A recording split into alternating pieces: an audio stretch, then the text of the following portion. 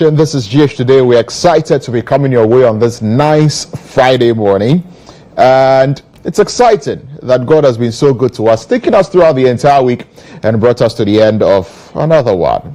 And we say all praises and all thanks be to the Lord God Almighty for what He has done and how far He has brought us. And we here at GHOne TV are pretty excited that you've joined us from wherever it is you're joining us from. Do be reminded that we're streaming on Facebook, we're streaming on YouTube, we're on X as well. Connect with us across all of our social media platforms, and let's get interactive.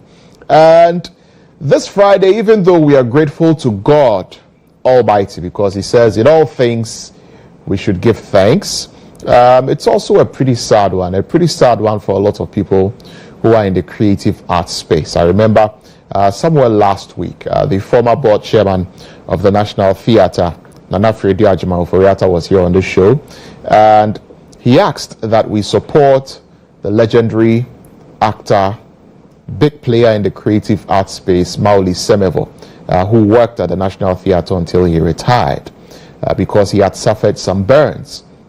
And so we did our bit, to try and put some numbers out there to solicit for some funds to help him recover from the burns that he suffered. These burns he suffered were as a result of a domestic accident that he encountered. And he had to be rushed to the hospital. He was at a Ridge hospital where we were told that he was recovering.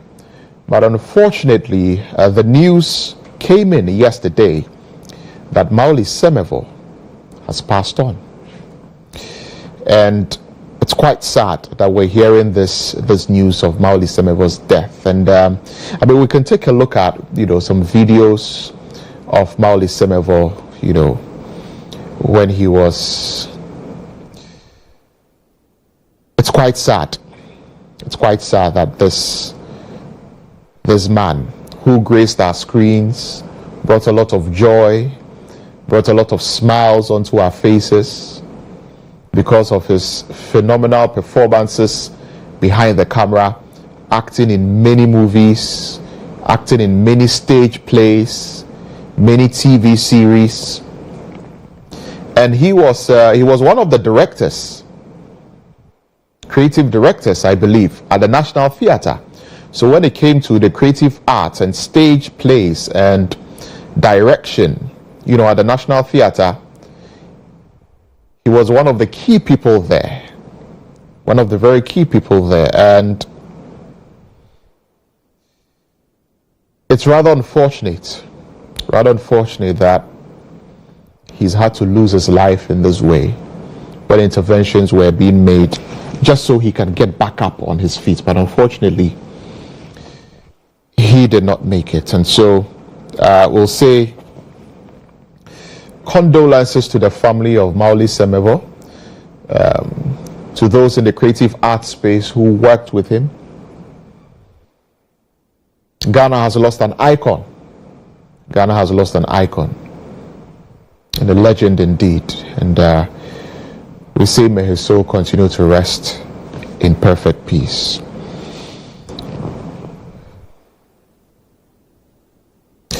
Yeah, so that's something that we're not happy about.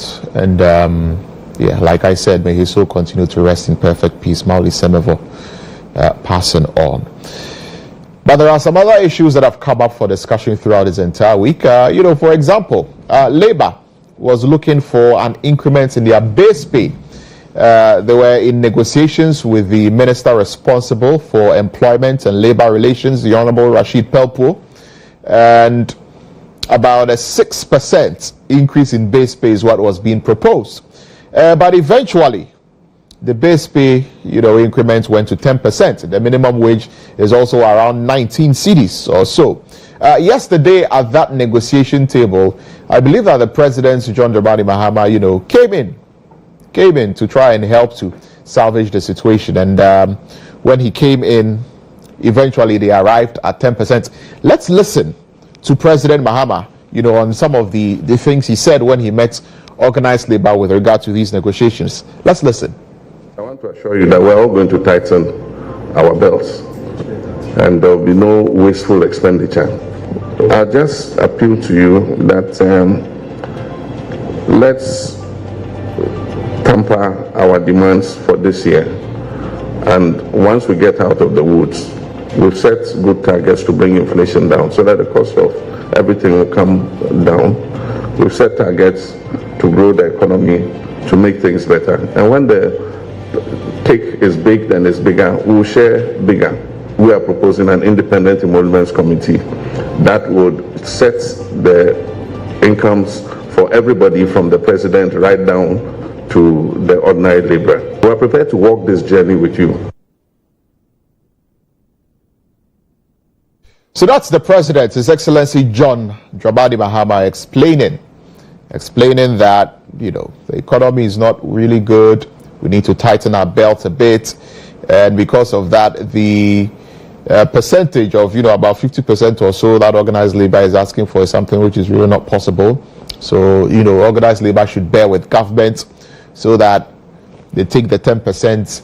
And then subsequently, when they work to turn things around and then to get the economy back on track, of course, a more significant increment, can come the way of organized labor. So, that went on.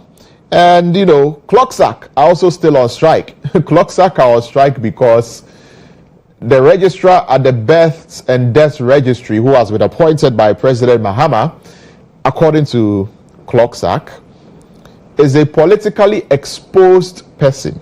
And so they want him out. They had given indications that they want him out. If he wasn't taken out, they were going to take action. And this week, in fact, beginning yesterday, they decided that they were going to take action and go on strike. The minister responsible for government communications, Felix Kwachiofosu, had been explaining that in law, really, there is nothing that says that the president cannot appoint, someone who is qualified to the role. But CLOCSAC are adamant. Yesterday, it was interesting because there are some people who went on strike from CLOCSAC, and there are some people who said that they don't believe that CLOCSAC's actions are in their best interest. So even though they are members of CLOCSAC, they decided that they were going to defy the strike. And so some were on strike, some were not on strike. But generally, business grounds were halt at the various, government agencies where business has to go on, where CLOCSAC members are working. And the strike continues because they have one goal, and that goal is to get the registrar of the births and deaths out. In fact, listen to the reasoning. This is CLOCSAC, the leadership of CLOCSAC speaking. Listen. The criteria for that appointment is clearly spelled out in Section 2 of this Act. CLOCSAC has not questioned the competence of the current occupant of the position of registrar.